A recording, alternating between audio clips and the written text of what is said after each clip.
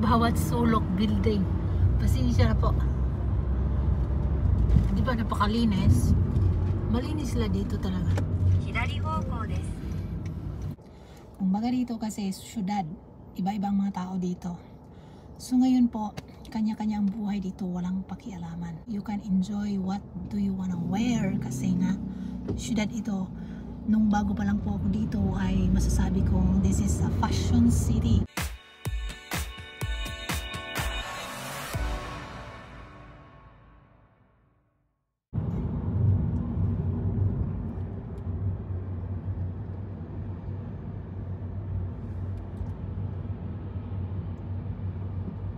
Hi everyone! Mag-vlog daw ako. Kumusta? Magandang umaga, magandang tanghali, magandang gabi po sa inyong lahat.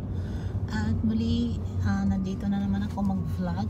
Today, I'm going to the doctor. So, biruin nyo, nabuhay po ako na may nakaano sa dito sa may dibdib. And today, tatanggalin na siya, kaya masaya na po ako. So ngayon po pala ay welcome sa aking road trip tour dito po sa the largest city in the world. Doon lang iba kundi ang Tokyo. Makikita niyo po ang highway dito na puno po ng building. At mamaya po papunta po kami sa parang Chinese town dito na palengke. Yung shopping streets nila dito, yung famous shopping streets dito po sa may Taitoko, sa may Ueno Tokyo. Nag-iisip pa. Maraming tao sa harap, kita nyo naman, no? So, bawal po kasi ang mga ganitong mga camera. Stricto po sila sa privacy, kaya medyo mahirap po mag-vlog dito, lalo na pang pag-syudad. Pero, hindi naman yan sila klaro eh. So, ayun, tingnan nyo at panoorin nyo the largest city in the world, Tokyo.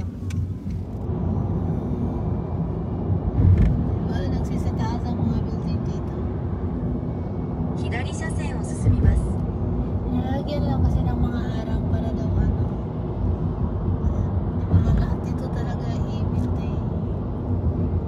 Kilometro na sinari desu.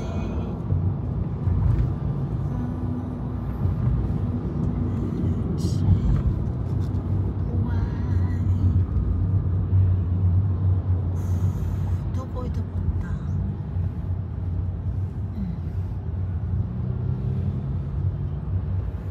Magandang kotse sa harap.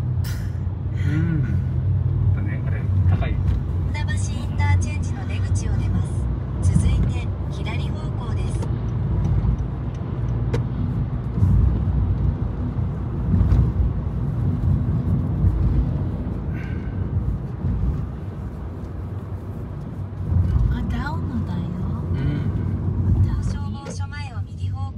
Maingay yung nila dito eh. So, umiiwas po kami kasi sa mga traffic area, kaya po may kami dito sa Google Map kung saan kami dadalhin na hindi po kami mapunta sa mga traffic kasi dito po sa Tokyo ay napakalaking syudad dito at it's a rush hour po dito, mahirap. Kung mag-train naman kami, ako po ay parang sisigaw na po pag ako ay parang maiipit. Hindi po ako pwede doon sa mga ipit-ipit gawa ng may nakalagay po ako dito. At today, tatanggalin na po siya sa wakas. And parang wala, no? Hindi siya halata. Maliit lang po kasi.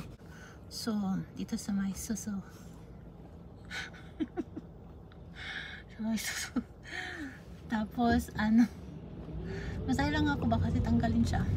Okay naman ako, pero kasi iba sila dito. Kung may sakit ka talagang bubuhayin ka nila. So, high-tech sila, marami silang klaseng machines or mga aparatos na pwede. At sinasabi nga naman nila is ang lahat dito po sa Tokyo o sa Japan ay convenience. O, panoorin nyo yung Tokyo. So, ito po, marami kasing gustong pumunta talaga dito sa Japan. Maraming nangarap pong makapunta ng Japan. I feel you po kasi kahit ako naman po, bago pa lang ako dito sa Japan, sobra po akong naaami sa kanilang bansa. Kaya kahit hirap po ako dati dahil gawa ng takot pa ako sa kanilang lugar dito, wala po akong kalam-alam, pero aresgado po akong lumalabas, sumasakay ng bus mag-isa papunta po doon sa mga magandang bulaklak, maganda pong mga lugar nila dito kasi po ako talaga ay na-amaze. Bawat sulok po dito ay mga building. Oh, ipapashare ko kayo kasi maraming gusto na panoorin ang Tokyo, hindi po yung mukha ko daw. Nilagay ko lang po ang aking mukha. Paano ko ba to magiging memories tong bansang to kung hindi ko naman ilatag ang aking mukha? Di bali na hindi ako ganun kagandahan, ang importante buhay. Oh.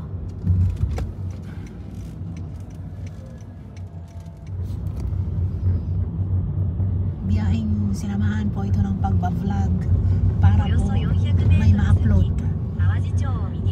So believe pala ako dito sa kanila, no? Nandito naman talaga ako nakatira sa Tokyo, the largest city in the world. So ngayon po, believe ako sa kanila, napakalaking syudad pero walang alikabok, wala kang mahamoy dito mabaho, napakalinis, napaka-organize nila. Believe ako talaga sa kanila. Yung mga sasakyan nila may trambucho pero wala kang makikita dito muusok-usok. Maganda, oh, maganda itong sulok na to. Ay, buti naman pumunta dyan. Bawat sulok building, pasensya na po. Di ba napakalinis? Malinis sila dito talaga. May tao, pag may tao stop ang camera. O ganyan lang pala, ganyan. Alam niyo ba nung panahong pandemic, para itong naging ghost town ng Tokyo. Napakalaking syudad pero kunting-kunti lang ang tao, kunting-kunti lang ang sasakyan. Kasi po ang nagdala ng maraming tao dito yung mga turista lang naman nila eh. Ayun o. So hindi po ito sentro ng mga ano, crowded of people ba. Marami kasing sulok tong Tokyo. およそ200メートル先、左方向です。首都高速の新環状線です。 Oh, napashare ko na po kayo, di ba? Sabi nyo, hindi na kailangan ng aking mukha. Bitaw, wala naman nagsabi. Yung asawa ko lang, binibiro niya, hindi na kailangan mukha mo. Yung lugar na lang kasi gusto na makita daw yung Japan. Oh. Oh, sana po ang lahat makapunta ng Japan para din po maka-experience po kayo. Kasi ako din dati pangarap ko maging OFW sa ibang bansa, pero pag pangarap pala, hindi pala yan natutupad. Totoo po yun, kaya tinatawag siyang pangarap, hanggang pangarap lang. May matutupad nga, yun nga lang ay slight. But at least, the best. Oh, ay, ang taas pala itong building na to. At itong mga hotel, mali pong pagkausap. Take two. At ito pong palang mga matataas na building. Nagtanong ako, ano ba ito?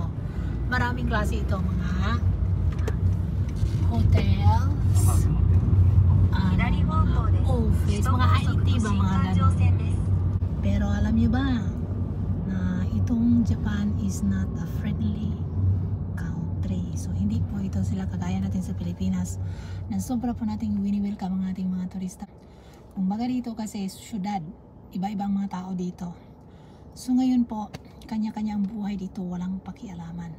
Pero you can enjoy what do you wanna wear kasi nga syudad ito.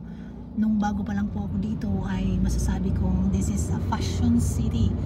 Mai-enjoy mo kung ano yung gusto mong isuot dahil dito walang pakialaman at malaking syudad. Hindi din sila mahilig sa gaya-gaya ba yung mga uso. Ano yung uso ngayon, yun ang isusuot, yun ang gaya-gaya. Wala sila. So kumbaga, kung anong meron silang damit, sinusuot nila yan. Wala silang kaya na sa atin, halimbawa uso ang leggings, mag-leggings tayo mga babae, di ba?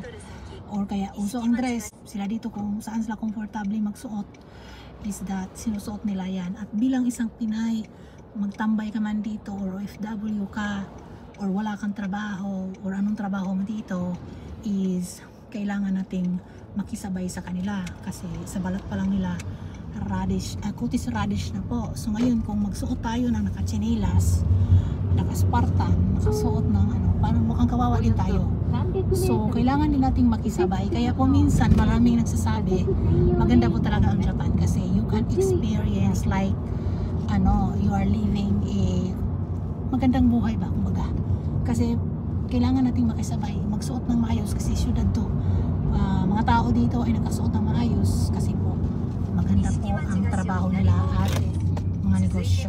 およそ300メートル先、右折専用およびおよそ200メートル先、錦町菓子を右折して千代田通りに入ります。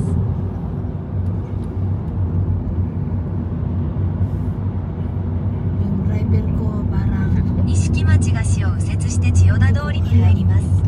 nagmamadali. Ito.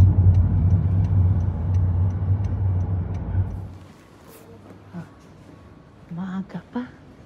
Kaya, so nandito pala ako sa the University of Tokyo Hospital. The #1 hospital in Japan.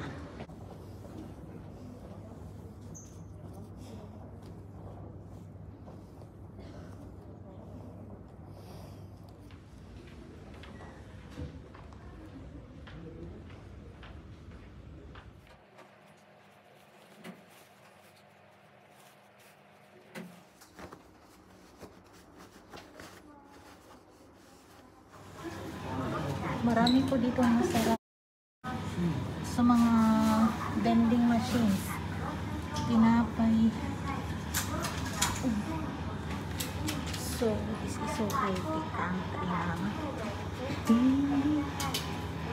Oh, ito juice.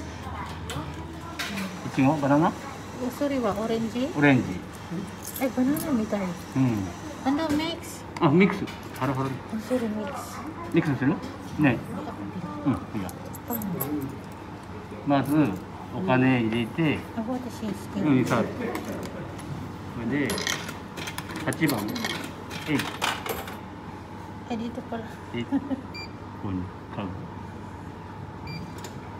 ではい Doko. だから今から Parang elevator pala to.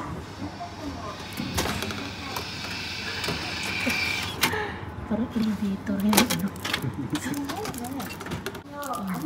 Orange, pineapple, banana, and apple. Ayan po ang aking hospital. Yan po ako nabigyan ng maraming buhay.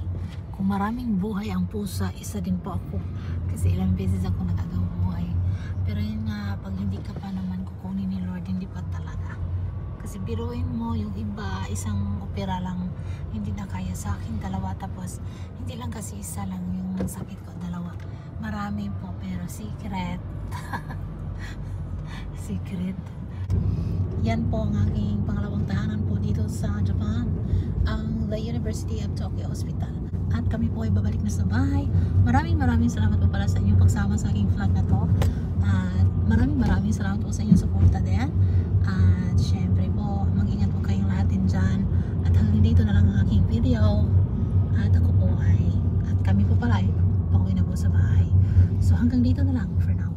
Babush!